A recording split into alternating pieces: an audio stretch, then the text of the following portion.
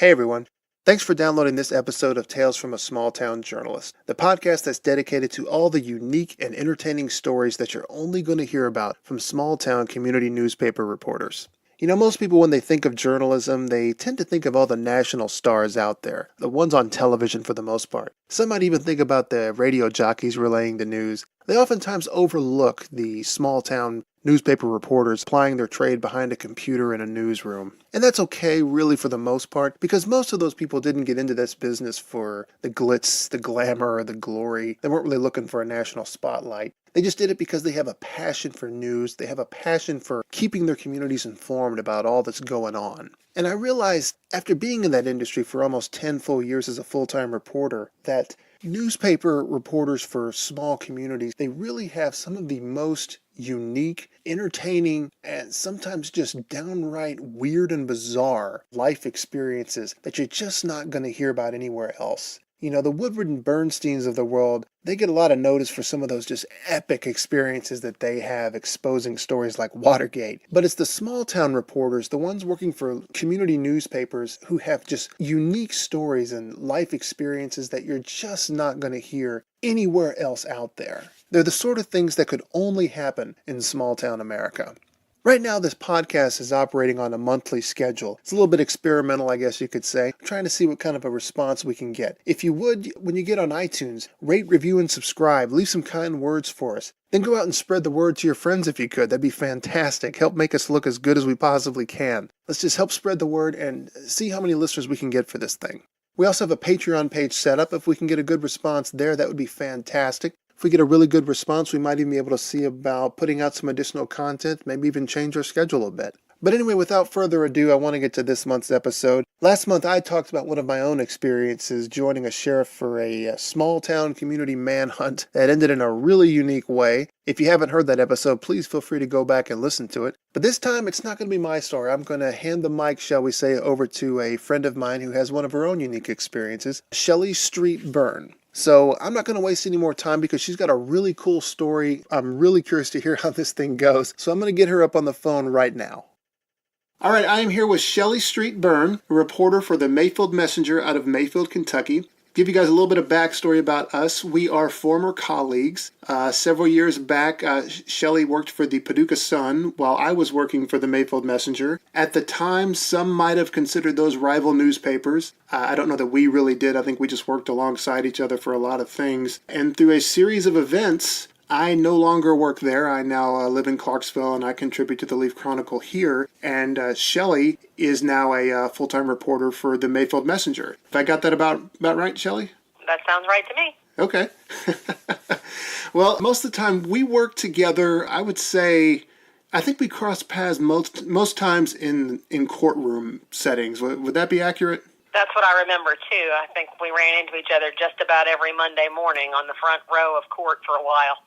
That's how I remember it, and this is certainly not a statement against Shelley, but courtroom drama was one of my least favorite things to have to do as a journalist because there's a lot of sitting and waiting, for one thing. If it's a pretrial conference or an arraignment, you'll get there, you're really only there for one thing on the docket, but there might be 10 or 20 things, and you just gotta sit there and wait. You could be there for an hour, and then all of a sudden the thing you're waiting for comes up, you sit up straight, you write down the information, it takes 2 minutes, and then you're done. It's like all that waiting just for 2 minutes of high intensity. I assume since you're at the Messenger, you probably still get to do those wonderful things, am I right?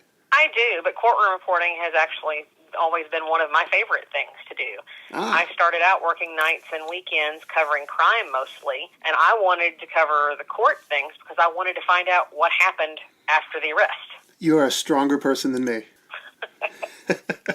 Well, as I've said with this podcast, this is all about the unique experiences that so many of us small-town journalists have, journalists like myself when I was doing it full-time, and journalists like Shelley, who is still doing this full-time. So I'm going to hand the reins of this talk over to Shelley now because I've got a little bit of a taste of the story that she's going to tell, and I really want to hear more of this. So the floor is yours. Well, thank you, Matt. I want to tell my favorite story, which was the day that the elephants visited Barlow. Now, what you need to know about this is Barlow, Kentucky, which is in Ballard County, Kentucky, is a tiny community. US 60 runs through it, and it makes a 90-degree turn right in the middle of town. It so happens that Barlow is also located between two different interstates. I-55 is in southeast Missouri, just across the river, and I-24 is in Paducah. So that's, maybe a 30-minute drive away. It just so happens that there was a circus, and nobody got the name of the circus, unfortunately, but they were traveling from southeast Missouri to western Kentucky and had to go through Barlow in order to pick up I-24. And unfortunately, they took a wrong turn at the 90-degree corner of US 60 in Barlow. I found out about this on a Sunday. The Paducah Sun always had one reporter who worked on Sunday. That was it, 2:30 to 10:30 shift. And one of the very first things that I would do is I would call every dispatch center in western Kentucky. So that was dispatch centers for 15 different counties, and ask if anything newsworthy had happened overnight. I called, and they said, well, do you know about the elephants in Barlow last night? And I said, come again? They said, there were elephants in Barlow last night. I said, why were there elephants in Barlow last night? And, of course, the dispatcher was not the one who had worked the night before. He said, I'm not really sure, but I'm sure state police can fill you in on it. So I called my press contact with the state police, and unfortunately, he had not been informed of the night's events. He worked Monday through Friday, and no one had thought it important enough to call him. So I'm calling, and I say, Barry, was there something about elephants in Barlow last night? And there's a long pause on the end of the phone, and he says, were they pink, Shelley? No, Barry, they weren't pink. I swear I'm sober. Well, it turned out that the dispatcher who had worked the night before was about to come on shift again. Her name was Ruthie. I talked to her for years and years. So I waited until she came on shift about 3 and called, and she said, sure enough, there had been elephants in town the night before, and I said, would you please explain what happened? And she said, there was a circus that was traveling between these interstates, and they took a wrong turn. They should have taken a right turn, and they turned left in this very large tractor trailer. And almost immediately, the driver of the tractor trailer realized what he had done, and so he decided he was going to take a right in the next block.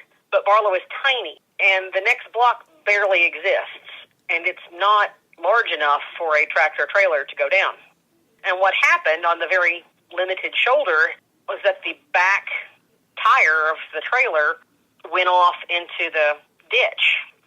And they were going to call a tow truck to try to hoist that back up and get that semi-truck turned around. Apparently this happened about 10:30 on Saturday night, I was told.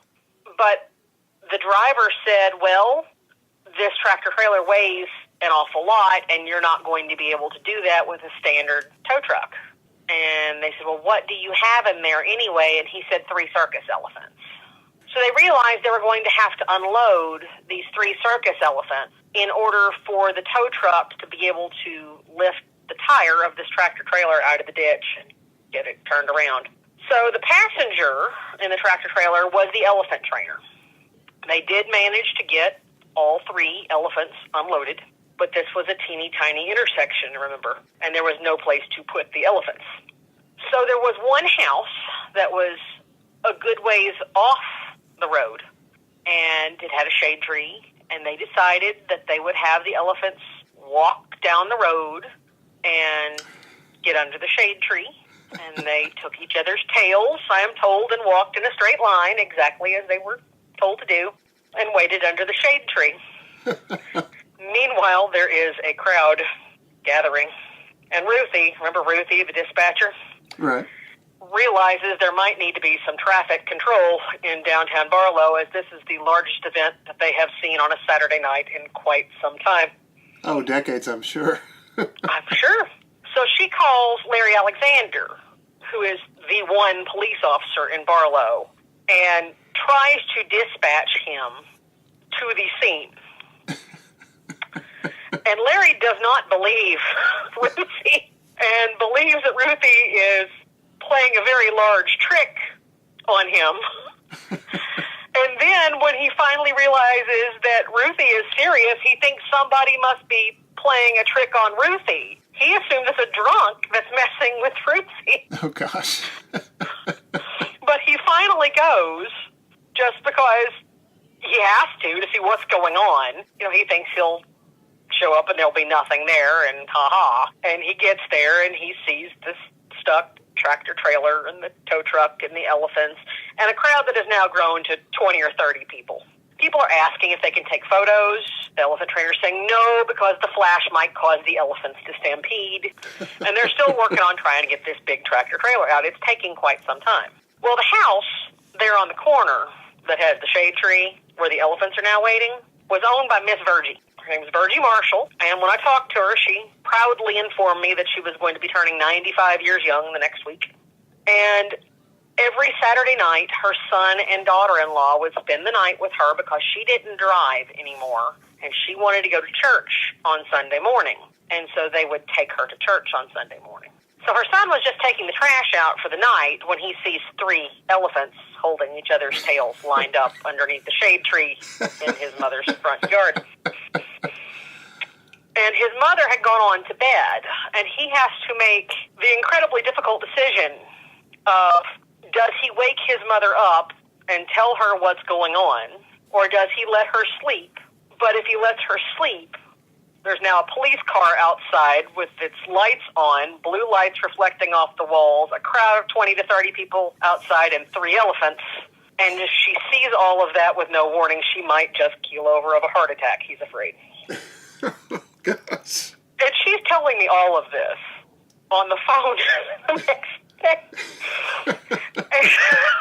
I said, well, what did your son decide to do? She said, he knocked on my door and said, Mama, I don't want I should scare you, but there's some visitors outside. She said, this time of night there's visitors outside? What do they want? He said, well, Mama, I don't want I should scare you, but, well, Mama, it's 3 of the biggest elephants you ever saw. Oh, my gosh. And I said, were you surprised, Miss Virgie? And she said, honey, I'll be 95 years young next week. There ain't nothing that surprises me no more.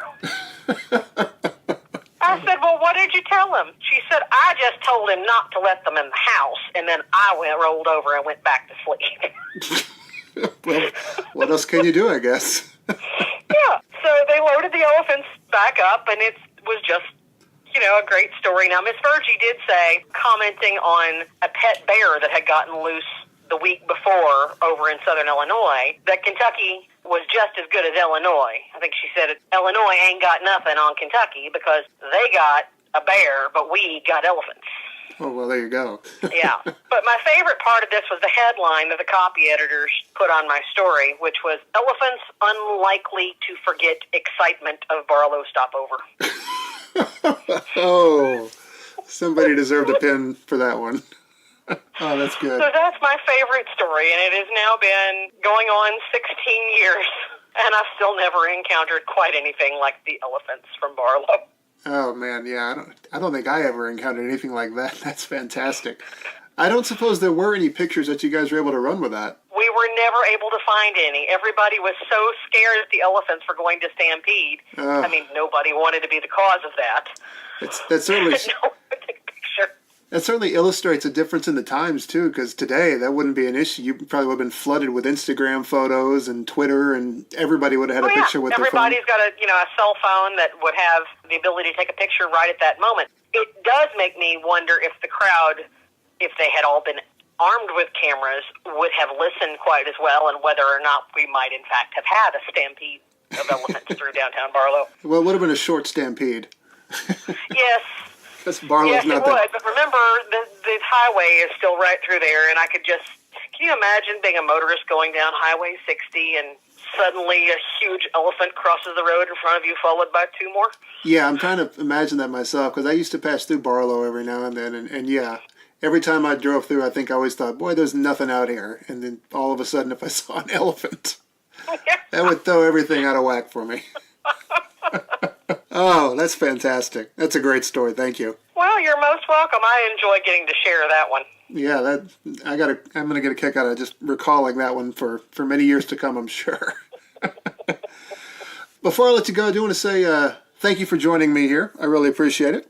Oh, it was my pleasure. It's good to talk to you, Matt. Yeah, and do you have any sort of online things you want to plug? Any websites or anything you'd like to make mention before I let you go? No, of course, our readers in Mayfield and Graves County, Kentucky, can always go to www.mayfield-messenger.com, and we do have a Facebook page there. Certainly, you never know what stories we may uncover in small town Western Kentucky. That's true. Maybe someday there'll be something with elephants in Mayfield. I will be waiting to see what we can find for sure. It would take a lot to top that, though. Yeah, I think so. Well, thank you again. I appreciate you joining us. Oh, you're most welcome. And we will cut things off here and say goodbye. All right. Goodbye. All right. Well, there you have it. Elephants stranded in Western Kentucky. Definitely a unique, one-of-a-kind story you're not going to hear anywhere else. So thank you again to Shelley Street Byrne for that. That was a real treat.